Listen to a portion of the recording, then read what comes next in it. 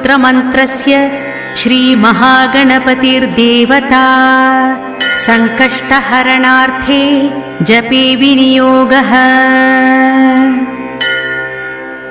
ॐ ओंकाररूपं त्र्यहमिति च परं यत्स्वरूपं तुरीयं त्रैगुण्यातीतनीलं कलयति मनसस्तेजसिन्धूरमूर्तिं योगीन्द्रैर्ब्रह्मरन्ध्रैः सकलगुणमयं श्रीहरेन्द्रेण सङ्गं गं गं गं गं गणेशं गजमुखमभितो व्यापकं चिन्तयन्ति।